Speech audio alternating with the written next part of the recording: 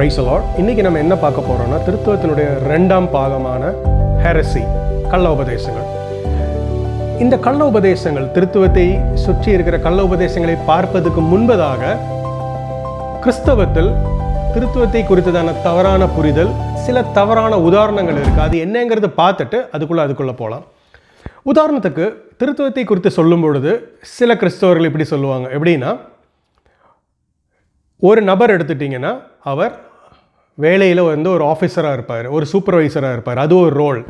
வீட்டுக்கு வந்துட்டார்னா மனைவிக்கு அவர் நல்ல கணவனாக இருப்பார், அது ஒரு ரோல். அதே மாதிரி தன்னுடைய பிள்ளைகளுக்கு நல்ல தகப்பனாக இருப்பார், அது ஒரு ரோல். இது போல தான் திருத்துவம். 3 நிலை அப்படின்னு சொல்லுவாங்க. ஒரே தேவன், நோ, அதுக்கு பேர் மாடலிசம். ஒவ்வொரு மோடாக இருக்கிறது. திருத்துவம் அதல்ல. அடுத்தது இன்னொரு உதாரணம் சொல்லுவாங்க. என்ன அப்படின்னு கேட்டிங்கன்னா, முட்டை. எப்படி ஒரு முட்டைக்குள்ளே 3 விதமான பாகங்கள் இருக்குது. வெளியில் இருக்கிற ஒரு ஓடு, உள்ளே இருக்கிற ஒரு வெள்ளைக்கரு, அதுக்குள்ளே இருக்கிற ஒரு மஞ்சக்கரு. 3 தனித்தனியாக இருந்தாலும் அது ஒரு முட்டை. ஒரு முட்டைக்குள்ளே 3 இருக்குது, அது ஒரு முட்டை. இப்படி தான் திருத்துவம்னு சொல்லுவாங்க. அதுவும் தவறு. அதுக்கு பேர் பார்ஷலிசம். ஏன்னா வெளியே இருக்கிற ஓடு ஒரு பார்ட், உள்ளே இருக்கிற வெள்ளைக்கரு ஒரு பார்ட், உள்ளே இருக்கிற மஞ்சக்கரு ஒரு பார்ட். இது பார்ஷலிசம். திருத்துவம் அப்படி அல்ல. அடுத்தது பார்த்தீங்கன்னா, இன்னொரு உதாரணம் சொல்லுவாங்க. சூரியன் எரிகிற ஒரு அக்கினியாக இருந்தாலும் அதுக்குள்ளே இருந்து வெப்பமும் ஒளியும், ஹீட் அண்ட் லைட் ப்ரொடியூஸ் ஆகுது. நியூக்ளியர் ஃபியூஷன் மூலியமாக ஹீட் அண்ட் லைட் அது ப்ரொடியூஸ் பண்ணுது. பார்த்தீங்களா, இதுதான் திருத்துவம்னு சொல்லுவாங்க. தவறு. அதுக்கு பேர் ஏரியனிசம். அதுக்கப்புறம் பார்த்தீங்கன்னா, இன்னொரு உதாரணம் கூட சொல்லுவாங்க. ஒரு இலை எடுத்துட்டிங்கன்னா, இலையில் பார்த்தீங்கன்னா ஒரே இலைக்குள்ளே 3 பாகங்கள் இருக்குது. இப்படி தான் திருத்துவம், பிதா, குமாரன், பரிசுத்த ஆவியானவர் என்று. தவறு. அதுக்கு பேரும் பார்ஷலிசம் தான். ஏன்னா ஒரு இலையில் 3 பாகங்கள் இருக்கிறது அல்ல திருத்துவம். ஒரு தேவனுக்குள் 3 தனித்தனி ஆள் தத்துவங்கள் இருக்கிறது தான் திருத்துவம். அவர்கள் இணை நித்தியமானவர்களாக இருக்கிறார்கள், கோ இட்டர்னல். இணை சமமானவர்களாக இருக்கிறார்கள், கோ ஈக்குவல். இணை ஐக்கியம் உள்ளவர்களாக இருக்கிறார்கள், கோ ஃபெலோஷிப். இணை சர்வ வல்லமை உள்ளவர்களாக இருக்கிறார்கள், கோ ஆல்மைட்டி. அவர்கள் இணைந்து செயல்படுகிறார்கள், கோ ஆப்பரேட். இதுதான் திருத்துவம். அடுத்தது நம்ம ஹெரசிக்குள்ளே வருவோம், அதாவது கள்ள உபதேசங்களுக்குள்ளே வருவோம்.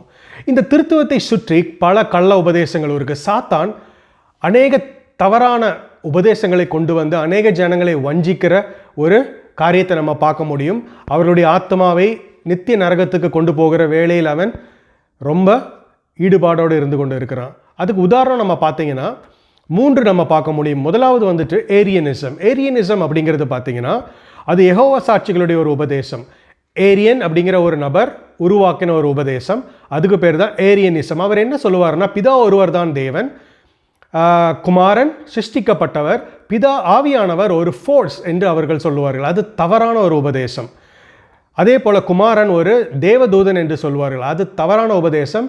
அது நரகத்திலிருந்து வந்த உபதேசம். அதற்கு பேர் ஏரியனிசம், ஜெகோவா சாட்சிகளுடைய ஒரு நம்பிக்கை. அடுத்தது பார்த்தீங்கன்னா ட்ரைதீசம்னு ஒன்று இருக்குது. இது யாருன்னு பார்த்தீங்கன்னா, the church of Jesus Christ of latter day செயின்ட்ஸ்.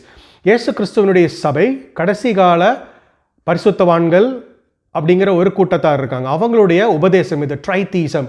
அவங்களுக்கு பல தெய்வங்கள் உண்டு. அந்த தெய்வங்களில் பிதாவும் குமாரனும் பரிசுத்தாவியானவருமாகிய 3 தனித்தனி தெய்வங்கள் என்று சொல்லப்பட்டிருக்குது. அதுவும் திருத்துவத்திற்கு எதிரான ஒரு உபதேசம், நரகத்திலிருந்து வந்த உபதேசம். அடுத்தது பிசாசனுடைய ஒரு பெரிய ஒரு ஹெரசி அல்லது ஒரு உபதேசம் அப்படின்னு பார்த்தீங்கன்னா, அது இஸ்லாம்னு சொல்லலாம். இஸ்லாம் என்ன சொல்லுதுன்னு பார்த்தீங்கன்னா, கிட்டத்தட்ட ஏரியனிசம்னுடைய ஒரு கான்செப்ட் தான் அது. என்ன அவங்க சொல்லுவாங்கன்னா, பிதா ஒருவர் தான் தேவன், கிறிஸ்து வெறும் ஒரு நபி அல்லது ஒரு தீர்க்கதரிசின்னு மாத்திரம்தான் அவங்க சொல்லுவாங்க. பரிசுத்த ஆவியானவர் ஒரு ஃபோர்ஸ் அல்லது தேவனிடத்துலேருந்து வருகிற ஒரு ஜஸ்ட் ஒரு ஃபோர்ஸ் அப்படின்னு சொல்லி அவங்க அதை முடிப்பாங்க. இதை இவங்க அப்படி சொல்லுவாங்க. ஆனால் திருத்துவம் என்பது அப்படி அல்ல.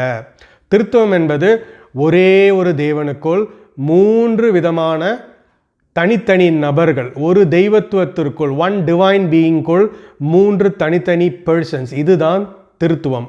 ஆமேன்.